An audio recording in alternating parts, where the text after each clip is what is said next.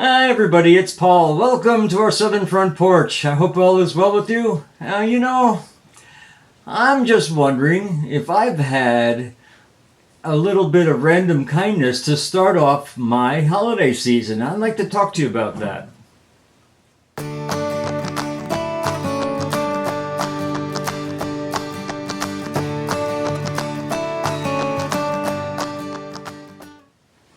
Hey, how are you again? Listen, welcome to our Southern Front Porch, and on our request for 50,000 subscribers, which we would like to do before the end of the year. Hint, hint, hint. Thank you in advance for that wonderful gesture. I appreciate that. It only allows us to do more for you, be here more times with you. Still not asking you for anything. They're not asking you. So many people want you to pay for your show, but I'm holding out as long as I can. Maybe not such a good idea. I mean, it's not pride. I'm just thinking that the original format of YouTube should be held up as long as it can be. I just don't want to profiteer on you. I really don't.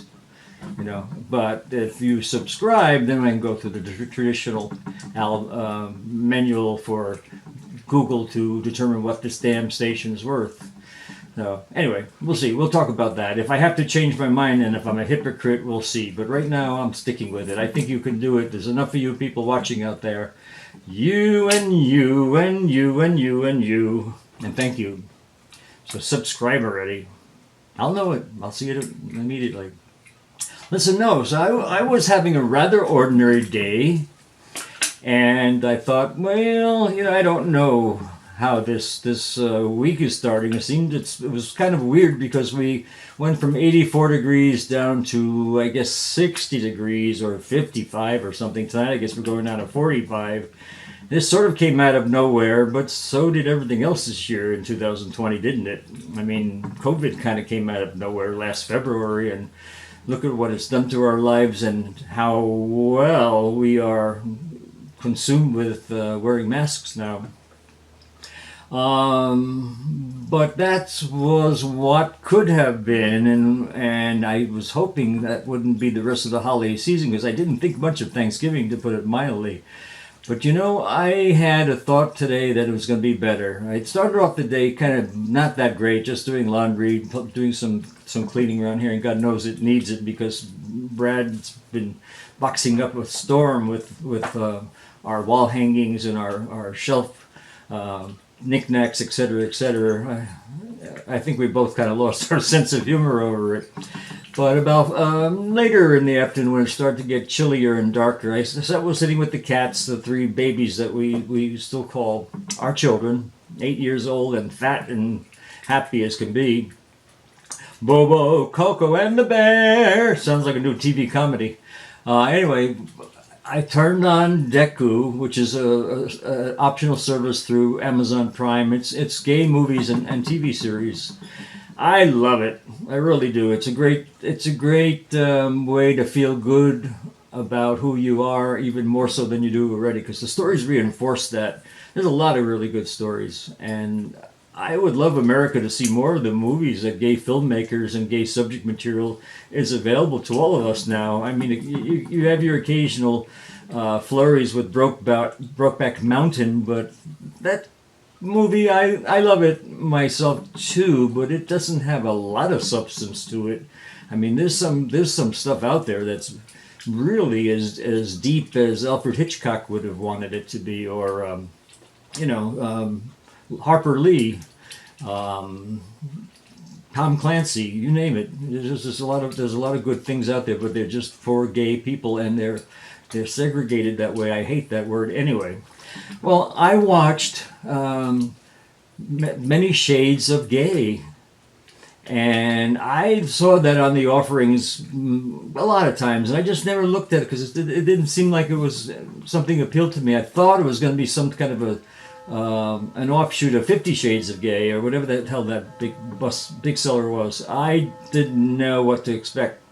As it turned out, it was a 5-parter by Brandon Blinn, and I've loved the work that Brandon's done these years. He's excellent. He just knows how to really work with a story. storyline. He gets the most out of the characters, and they're just really good scripts. They make you feel good. They grab you, and they make you feel good in the end. It makes me feel better that I know I'm gay when I have a chance to check in with how Brandon interprets the life situation as a gay man. Got to see it. He's fantastic.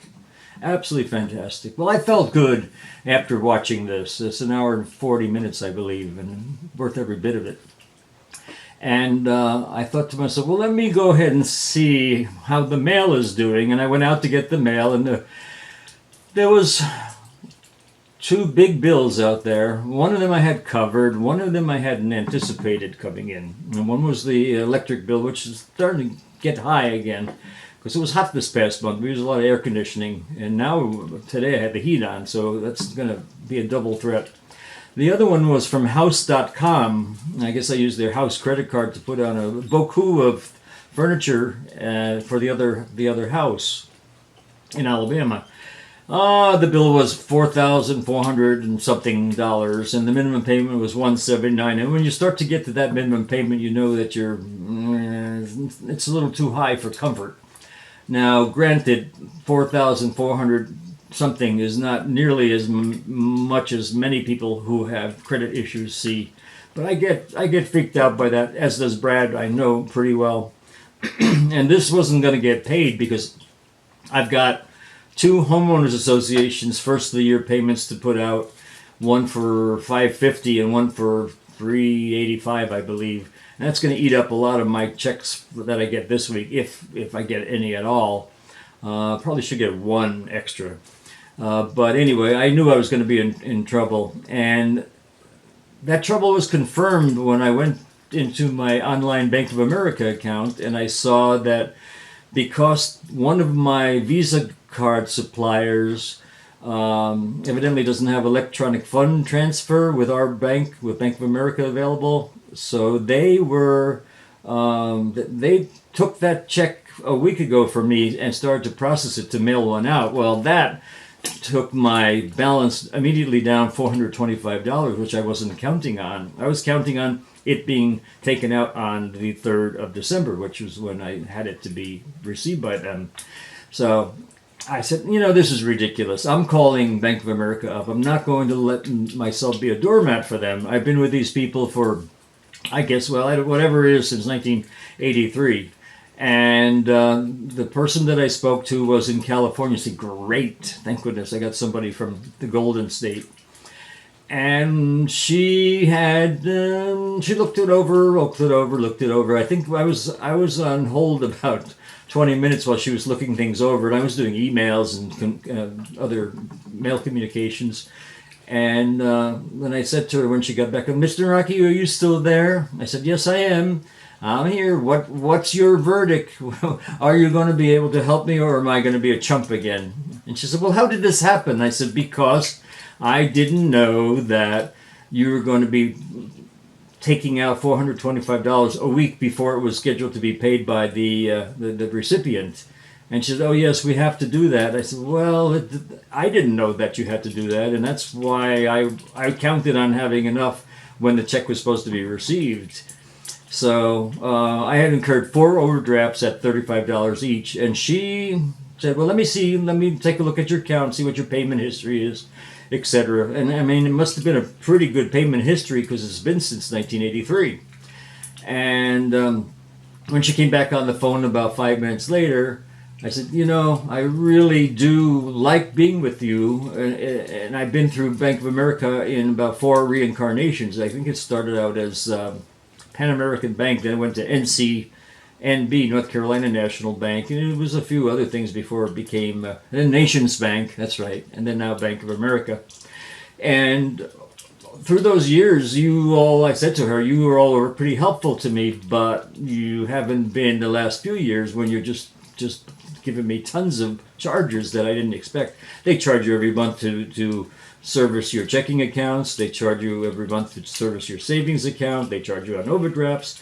I sometimes end up with about $200 worth of charges every month just without using my money at all. I mean, my bank balances tend to go down even in the savings account because their charges definitely overcome the lousy interest that we all get in the banks now. So I was very happy that she did say, Mr. Naraki, I did credit your account for $140 worth of overdraft charges. You'll see that in your account tonight. I said, yay, thank you so much, ma'am. You made me feel so much better. I did say this is about the best Christmas gift you could have ever given me. You know, a random act of kindness in the holiday season, which is a really bizarre holiday season, and I was feeling great. And I really was happy that she was that kind to me as a fellow human being who I never met before. We had a nice chat after that too. I said, I don't know how, I can't compete with the computers. You guys are nice, but when the computer gets a hold of me, I look like crap. And and I know that I'm a human being. I can't possibly know when they're going to start processing a check that's due a week in advance. And I don't know that. So she said, I understand this happens a lot, but we appreciate your patronage all these years, and we do appreciate you as one of the Bank of America family. Well, I take that word. That's something she had to say, but she did the right thing.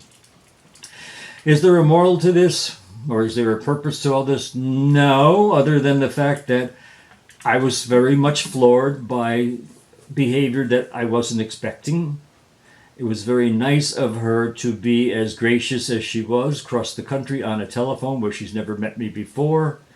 And it was a very nice feeling to know that I was tended to as a human being, not a computer or someone reading a computer entries and not knowing what the hell I'm talking about. It says the computer doesn't show it, so if this computer doesn't show it, I can't help you.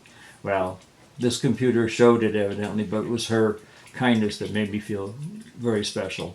And I don't know. I've never gotten a Christmas present from Bank of America, but I guess $140 is not a bad little gift. I thank them. For that.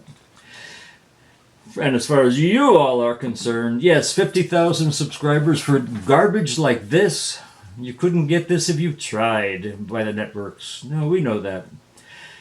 Brad and I really have gone a lot of distance trying to understand where we fit in this world and where our point of view can be useful to you all out there, because we're all going in the same direction. We're all getting there, different angles and different speeds, with different complications, but we're all going there. And you could really make a case for just being a real bastard and just being pissed off with the way life has treated you and not learn from it and not become more flexible to the changes or more likely to understand that you can be a pawn, but you don't have to be. You can be interactive in a way that you can be influential with people.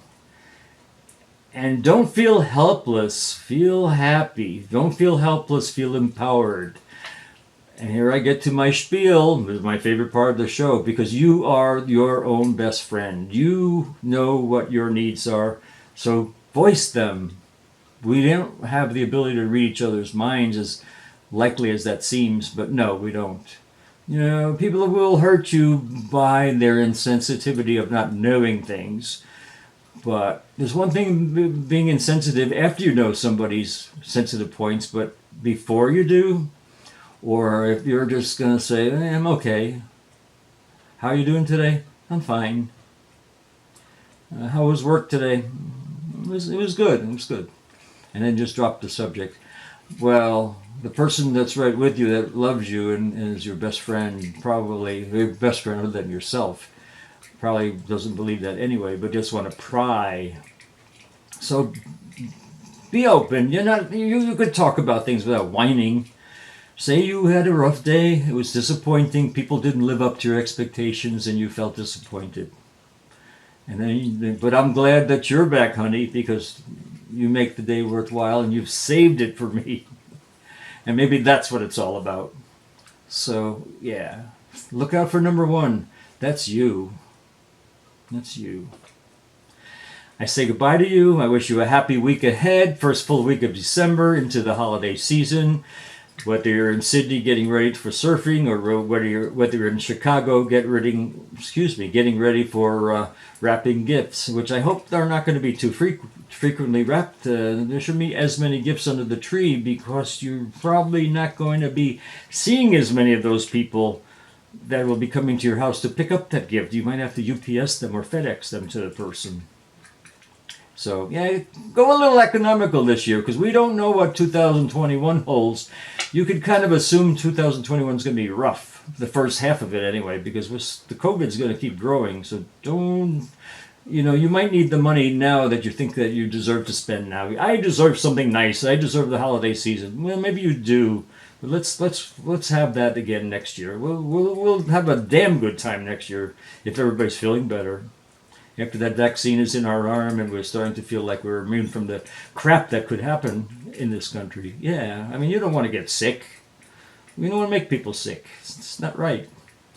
So just be cool. Nobody's going to get pissed off at you this year if you don't give them a December to remember. And you know what I'm referring to. Yes, I love those Japanese cars. But thank you for staying here. Thank you for watching. Thank you for shouting out to us and supporting us with likes and subscriptions. Yes, 50,000 subscriptions before the end of the year. You're on your mark. Get set. Right. Press the button. Mash the button, as we say in Alabama. Yeah, you're a really good family. Want to be with you a long time. We can do a lot more for you if you show us that you love us and want us here.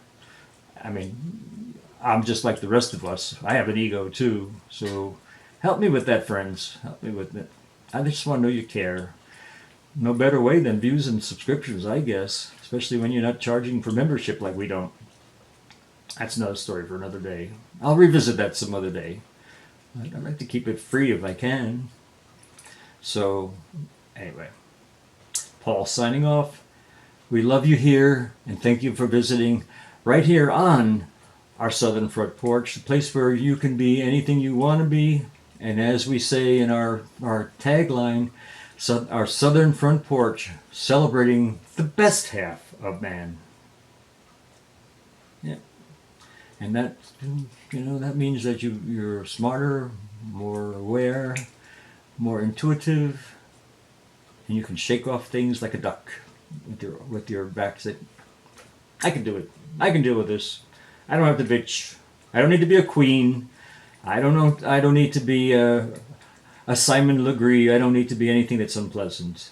I'll deal with it. Life changes. Bye.